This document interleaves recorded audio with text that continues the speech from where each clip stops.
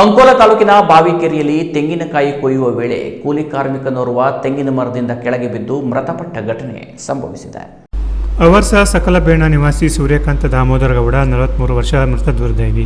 ಕಟ್ಟಡ ಕಾರ್ಮಿಕರಾಗಿಯೂ ಹಾಗೂ ತೆಂಗಿನಕಾಯಿ ಕೊಯ್ಯುವ ಕೆಲಸ ಮಾಡಿಕೊಂಡಿದ್ದ ಅವರು ರವಿವಾರ ಬಾವಿಕೆರೆಯ ವ್ಯಕ್ತಿಯೋರ್ವರ ತೋಟಕ್ಕೆ ತೆಂಗಿನಕಾಯಿ ಕೊಯ್ಲಿಗಾಗಿ ತೆರಳಿದ್ರು. ಈಗಾಗಲೇ ಹಲವು ಮರಗಳನ್ನು ಏರಿ ಕಾಯಿ ಕೊಯ್ದಿದ್ದ ಅವರು ಮತ್ತೊಂದು ಮರ ಹತ್ತುವ ವೇಳೆ ಆಕಸ್ಮಿಕವಾಗಿ ನಿಯಂತ್ರಣ ತಪ್ಪಿ ಕೆಳಗೆ ಬಿದ್ದಿದ್ದಾರೆ ಎನ್ನಲಾಗಿದೆ.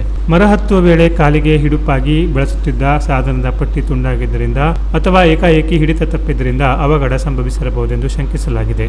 ಸರಿಸುಮಾರು 30ರಿಂದ 35 ಅಡಿ ಎತ್ತರದ ಮರ ಇದಾಗಿದ್ದು ಸುಮಾರು 25 ಅಡಿ ಮೇಲೆ ಏರಿದ್ದ ಗೌಡ ಅವರು ಕೆಳಗೆ ಬೀಳುವ ವೇಳೆ ಮರದ ಪಕ್ಕದಲ್ಲಿದ್ದ ಕಾಂಪೌಂಡ್ ಗೋಡೆಗೆ ಮುಖ ಸೇರಿದಂತೆ ದೇಹದ ಹಲವು ಭಾಗಗಳು ಬಡಿದ ಪರಿಣಾಮವಾಗಿ ಗಂಭೀರ ಗಾಯಗಳಾಗಿವೆ ಎಂದು ತಿಳಿದು ಬಂದಿದೆ.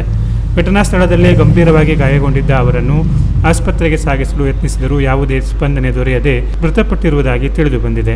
ಮಾಹಿತಿ ತಿಳಿದು 112 ತುರ್ತು ಸೇವಾ ಸಿಬ್ಬಂದಿ ಹಾಗೂ ಅಂಕೋಲಾ ಪೊಲೀಸರು ಸ್ಥಳಕ್ಕೆ ಭೇಟಿ ನೀಡಿ ಪರಿಶೀಲನೆ ನಡೆಸಿದರು.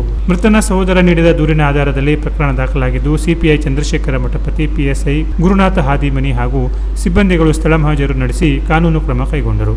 ಮರ ಏರಲು ಬಳಸಿದ್ದ ಸಾಧನವು ಸುಮಾರು 25 ಅಡಿ ಎತ್ತರದಲ್ಲಿ ಮರಕ್ಕೆ ಸಿಲುಕಿಕೊಂಡಿದ್ದ ದೃಶ್ಯ ಕಂಡುಬಂತು. ಸ್ಥಳ ಮಹಜರು ವೇಳೆ ಸ್ಥಳೀಯರ ಸಹಕಾರದೊಂದಿಗೆ ಪೊಲೀಸರು ಅದನ್ನು ಕೆಳಗಿಳಿಸಿ ಕಾನೂನು ಕ್ರಮ ಮುಂದುವರೆಸಿದರು. ದುರ್ಘಟನೆಯ ಸುದ್ದಿ ತಿಳಿಯುತ್ತಿದ್ದಂತೆಯೇ ಸ್ಥಳಕ್ಕೆ ನೂರಾರು ಜನರು ಆಗಮಿಸಿದರು. ಇಬ್ಬರು ಮಕ್ಕಳ ತಂದೆಯಾಗಿದ್ದ ಸೂರ್ಯಕಾಂತ ಗೌಡ ಅವರು ಕೂಲಿ ಕೆಲಸ ಮಾಡಿಕೊಂಡು ಕುಟುಂಬದ ನಿರ್ವಹಣೆ ಮಾಡುತ್ತಿದ್ದರು. ಅವರ ಅಕಾಲಿಕ ನಿಧನದಿಂದ ಕುಟುಂಬದ ಆಧಾರ ಸ್ತಂಭವೇ ಕುಸಿದಂತಾಗಿದ್ದು ಪತ್ನಿ ಹಾಗೂ ಕುಟುಂಬಸ್ಥರ ಆಕ್ರಂದನ ಮನಕಲುಕುವಂತಿತ್ತು. ನೊಂದ ಬಡ ಕುಟುಂಬಕ್ಕೆ ಸರ್ಕಾರದಿಂದ ಸೂಕ್ತ ಪರಿಹಾರ ನೀಡಬೇಕು ಎಂದು ಸ್ಥಳೀಯರು ಆಗ್ರಹಿಸಿದ್ದಾರೆ. ಮೃತದೇಹವನ್ನು ಮರಣೋತ್ತರ ಪರೀಕ್ಷೆಗಾಗಿ ತಾಲೂಕು ಆಸ್ಪತ್ರೆಯ ಶವಾಗಾರಕ್ಕೆ ಸಾಗಿಸಲು ಗ್ರಾಮಸ್ಥರು, ಕುಟುಂಬಸ್ಥರು ಹಾಗೂ ಸಾಮಾಜಿಕ ಕಾರ್ಯಕರ್ತ ವಿಜಯಕುಮಾರ್ ನಾಯ್ಕ ಸಹಕರಿಸಿದರು. ಬಳಿಕ ಮರಣೋತ್ತರ ಪರೀಕ್ಷೆ ಪೂರ್ಣಗೊಂಡ ನಂತರ ಮೃತದೇಹವನ್ನು ಕುಟುಂಬಸ್ಥರಿಗೆ ಹಸ್ತಾಂತರಿಸಲಾಯಿತು. Canara plus news, Ankola.